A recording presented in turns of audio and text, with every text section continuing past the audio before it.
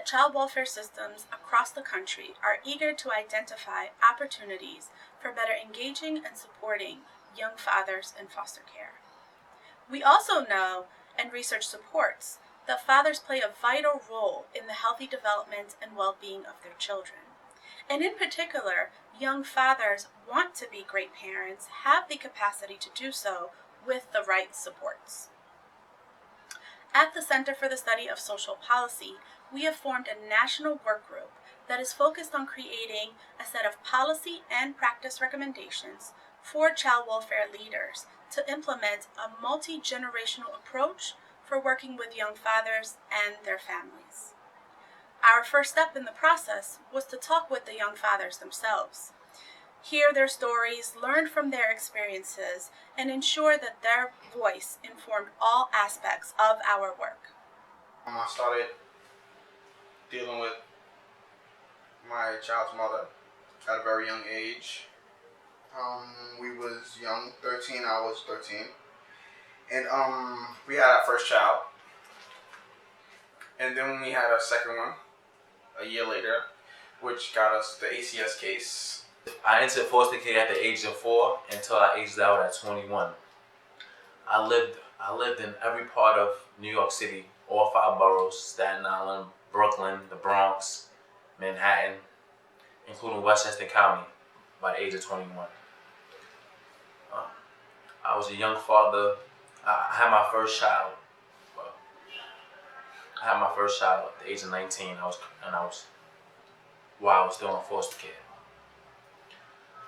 My foster care experience, at times it was lonely.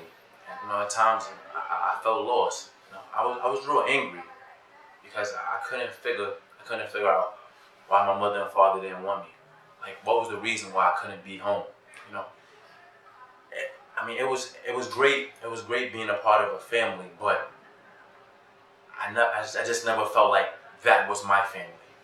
It was like, and I constantly moved from home to home. So I guess, honestly, I was constantly angry, and I just lost all trust in the system itself. And I felt like the system was there to help me, but it wasn't helping me.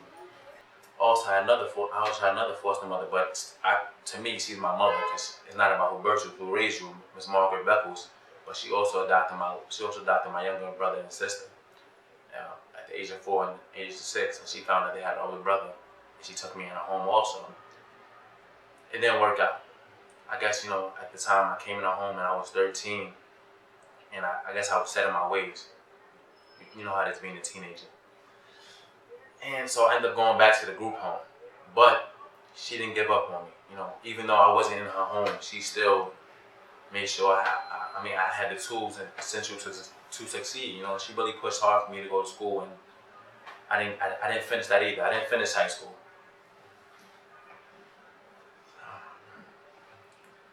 I came into a situation where I had a situation with my kid's mom.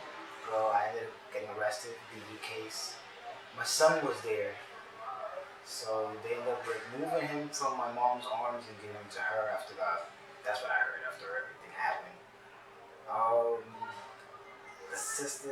went through the system, and they had fun with me because I was just everything thrown at me at one time. That happened. They go file for visitation. The moment I did that, literally a week later, I got a phone call from ACS. It's like, what's going on? Oh no, because you filed for visitation. Now we gotta do a 60-day investigation on you. The investigation process with ACS is ridiculous. I saw the lady twice in the entire investigation. I called her every Friday though. I made sure. I was like, how's my kid doing? Things like that. They never really contacted anybody, really. They say, we're gonna talk to family, people around where you live at. They never did any of that. Like, I had to force people. Not like force people. I asked everybody, listen, call her. I was giving her phone number to everybody. Like, call her, talk. She's gonna ask questions. Things like that. I was forward with them. Like, this is what I want. This is what I did. I'm not lying about it. I know it's bad, but I'm not a bad father. I didn't know how to be a parent. I didn't know how to be a parent at all. I didn't ask nobody for help. I was selfish. I just felt like I didn't need nobody's help to do anything. I knew how to raise my kids. I figured it out on my own, but that didn't work. I don't trust anybody with my kid, and to find out now some lady's taking care of him because his mom can't was crushing.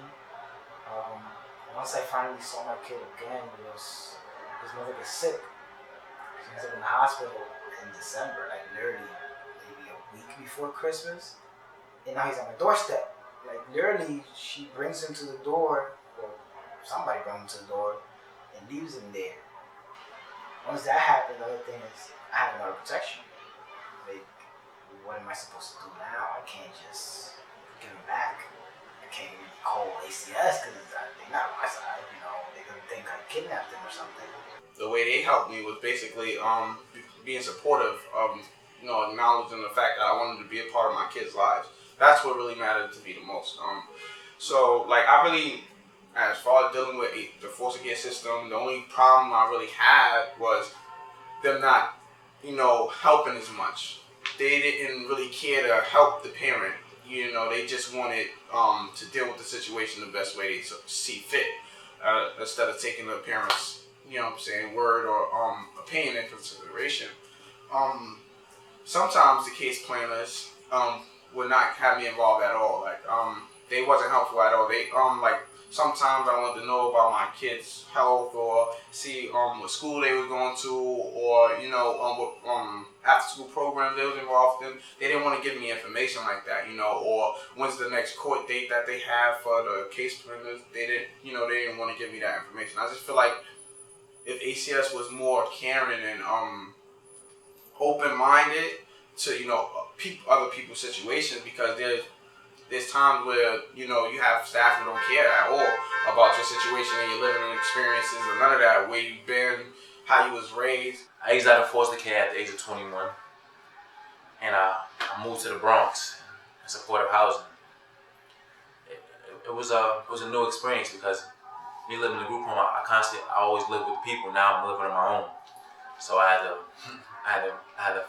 found out what paying bills meant and the cost of food and paying your rent, and also just going to work every day, and nobody's gonna wake you up and tell you, oh, James, get up, it's time for this, time for that. No, it's on you. Oh, when I came to work at Claremont Neighborhood Centers, I actually started through summer youth employment, and at the time I was $1,800 in the hole in backed up child support. I was lost, penniless, aimless, and I had to, like I said earlier, I had to finish school. But through the Young Fathers program here, it changed my life. At the time, I was a father, but I wasn't a dad. I had little to no engagement with my oldest daughter. It's like I always thought everything was financial, but I was missing the emotional support part, or process of it. But now I can say that I'm a daddy to both of my daughters. I don't have any child support issues, and I'm a great co-parent.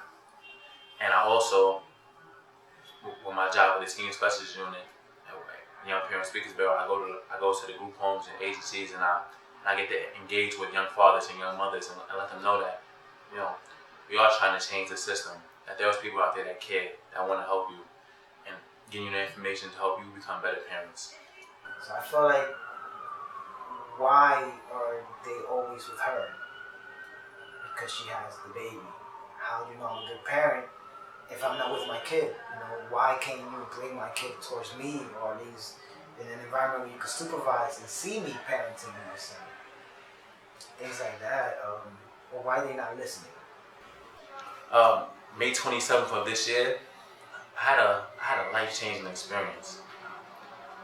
I was walking out my building. It was a Friday night. I got shot 3 times. I was in a hospital for 7 weeks. At one point, I couldn't see, I couldn't walk, I couldn't eat. I lost 30 pounds. But I can say, it's something about when you have support. It's something about when you have, sometimes family isn't blood. Sometimes, your co-workers, just the people around you. Like I had Claremont, I had ACS. It's like everybody is just, this happened in May, and I'm September now, and I'm sitting here, I'm able to walk, I'm able to see. Sometimes, just having, it's just having those partnerships, the longevity to relationships, that counseling, helping get back on your feet. I would recommend like what we're doing now as far as helping fathers is like basically getting a better understanding of what's needed, not just from the mother's end, but the fathers and then the children's end as well. Because at the end of the day, this is what it all boils down to. I think fathers be more open-minded to being better fathers and to really caring about their kids, to really seeing and understanding the difference between being a father and being a dad. So I just feel like that we just do what we're doing now, like this right now, what we're doing. I just feel like it helps getting the word out, speaking about it, opening up. It's hard. It's gonna be hard for some fathers. That's a big challenge, especially opening your feelings. It brings so much emotion that you confused. You don't really think about it. So you're just going along with it. But when after this is over and I really sit like, dang, like I really been through things in life as far as dealing with ACS and my children, and I just know that regardless of any situation, I know that ACS has improved as far as including fathers. And what they're doing now is awesome, but more recommendations, speaking out more, having more people open up and listening to their situation, their problem, and their background, and what they need, not what they want. I think it'll help more. I think it'll be way better. Listen, we have to listen to the young fathers, because I tell women all the time, you can be a mother, but you can't be a father too. And I just feel like sometimes, the fathers are put in the back burner because at the end of the day, we know you do birth the children, but they need both parents. And when you can make the fathers feel wanted, they will come.